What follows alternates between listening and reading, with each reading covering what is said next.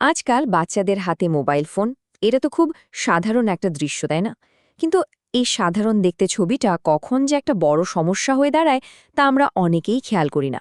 তো আজ আমরা ঠিক এই বিষয়টাই একটু সহজভাবে বোঝার চেষ্টা করব, কিভাবে শিশুদের এই ডিজিটাল আসক্তি থেকে একটা সুস্থ স্বাভাবিক জীবনে ফিরিয়ে আনা যায়। চলুন একটা খুব পরিচিত দৃশ্য দিয়ে শুরু করা যাক।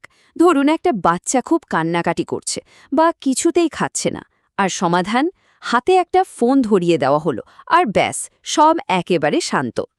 এই ট্রিকটা কিছুক্ষণের জন্য শান্তি দিলেও সত্যি বলতে কি আসক্তির শুরুটা কিন্তু ঠিক এখান থেকেই হয়।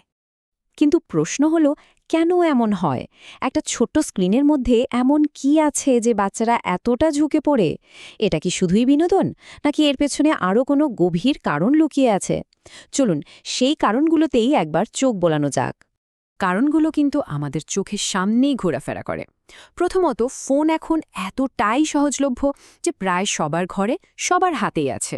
এরপর আসে বাবা মায়ের ব্যস্ততা, তখন ফোনটাই হয়ে ওঠে সবচেয়ে সহজ সমাধান, অনেকটা ডিজিটাল বেবিসিটারের মতো। আর সেই ডিজিটাল দুনিয়ায় কি নেই! দারুণ সব গেম, মজার মজার কার্টুন, আর এমন সব ভিডিও যা শেষই হতে চায় না। এর সাথে যখন বন্ধুদের দেখাদেখি একটা চাপ তৈরি হয়, আর অন্যদিকে মাঠে গিয়ে খেলা বা গল্পের বই পড়ার মতো বিকল্প কমে আসে, তখনই কিন্তু আসক্তির পুরো চক্রটা পূর্ণ হয়। আর এই চক্রের ফল, সেটা কিন্তু একদমই ভালো কিছু নয়। এই আসক্তির বেশ কিছু ক্ষতিকর দিক আছে, যা একটা শিশুর বেড়ে ওঠার পথে মারাত্মক বাধা হয়ে দাঁড়াতে পারে। এর প্রভাবগুলো কিন্তু অনেক। শুরুটা হয় শরীর থেকে, যেমন ধরুন চোখের সমস্যা বা ঘুমের ব্যাঘাত। তারপর ধীরে ধীরে অসর পড়ে মনে, পড়াশোনায় মন বসে না, মনোযোগ কমে যায়।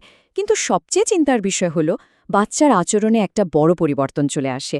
হঠাৎ করে রেগে যাওয়া, খিটখিটে মেজাজ দেখানো, আর সবার থেকে নিজেকে কেমন যেন গুটিয়ে নেওয়া, এই সবই কিন্তু অতিরিক্ত স্ক্রিন টাইমেরই লক্ষণ। আস্তে আস্তে ভার্চুয়াল জগতের বন্ধুদের ভিড়ে আসল বন্ধুরা হারিয়ে যেতে থাকে। তবে এত সব সমস্যার কথা শুনে ঘাবড়ে যাওয়ার কিন্তু কোনো কারণ নেই। কারণ সবচেয়ে বড় আশার কথা হলো, এর সমাধানটা অন্য কারো হাতে নয়, বরং বাবা মায়ের হাতেই রয়েছে। হ্যাঁ, একটু চেষ্টা করলেই এই পুরো পরিস্থিতিটা বদলে দেওয়া সম্ভব। দেখুন, সমস্যা আর সমাধানের সম্পর্কটা এখানে খুবই সিধাসাপটা। যেমন ধরুন একটা বড় সমস্যা হলো, বাচ্চার কাছে ফোনের বাইরে আর কোনো বিনোদন নেই। তাহলে এর সমাধান কি? খুব সহজ, ওকে নতুন কোনো বিকল্প দেওয়া। ফোনটা সরিয়ে যদি সেই জায়গায় একটা গল্পের বই, একটা মাকার খাতা বা একটা ফুটবল এনে দেওয়া যায়, তাহলেই কিন্তু খেলার পুরো নিয়মটাই পাল্টে যেতে পারে। তাহলে চলুন ধাপে ধাপে একটা কার্যকর প্ল্যান লিখে নেওয়া যাক।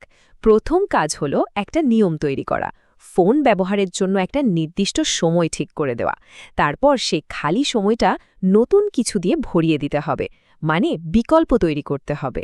৩ নম্বর ধাপে আসে নজরদারি, অর্থাৎ শিশু ফোনে কি দেখছে সেদিকে খেয়াল রাখা। তবে সবচেয়ে জরুরি হলো নিজে একটা ভালো উদাহরণ তৈরি করা। বাবা মা যদি নিজেরাই সারাক্ষণ ফোনে ডুবে থাকেন, তাহলে সন্তানকে আটকানো কিন্তু খুব কঠিন।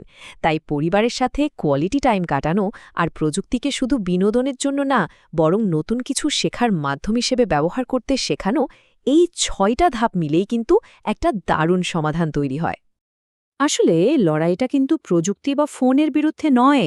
লড়াইটা হলো পরিবারের সুন্দর মুহূর্তগুলোকে ডিজিটাল ডিস্ট্র্যাকশনের হাত থেকে বাঁচিয়ে রাখার। আসল উদ্দেশ্য কিন্তু প্রযুক্তিকে জীবন থেকে বাদ দেওয়া নয়, বরং প্রযুক্তির পাশাপাশি পারিবারিক বন্ধনটাকে আরও অনেক বেশি গুরুত্ব দেওয়া। পুরো আলোচনার সারমর্ম করলে এটাই দাঁড়ায়। দেখুন, মোবাইল ফোন নিজে থেকে ভালোও নয়, আবার খারাপও নয়। আসল সমস্যাটা তৈরি হয় এর অনিয়ন্ত্রিত ব্যবহারে। সঠিক নিয়ন্ত্রণ, সচেতনতা আর সবচেয়ে বড় কথা, একটা ভারসাম্য যদি রাখা যায়, তাহলেই কিন্তু শিশুদের এই ডিজিটাল আসক্তি থেকে দূরে রাখা সম্ভব। শেষ করার আগে শুধু একটা প্রশ্ন রেখে যেতে চাই। আজ আমরা আমাদের সন্তানের হাতে যে প্রযুক্তি তুলে দিচ্ছি, তার সাথে ওদের সম্পর্কটা ভবিষ্যতে কেমন হবে? সেটা কি হবে নিয়ন্ত্রিত আর সৃজনশীলতার একটা সম্পর্ক, নাকি আসক্তি আর নির্ভরতার? এই সম্পর্কর ভবিষ্যৎটা কিন্তু চেলিকম আমাদের আজকের নেওয়া পদক্ষেপগুলোর ওপরেই নির্ভর করছে।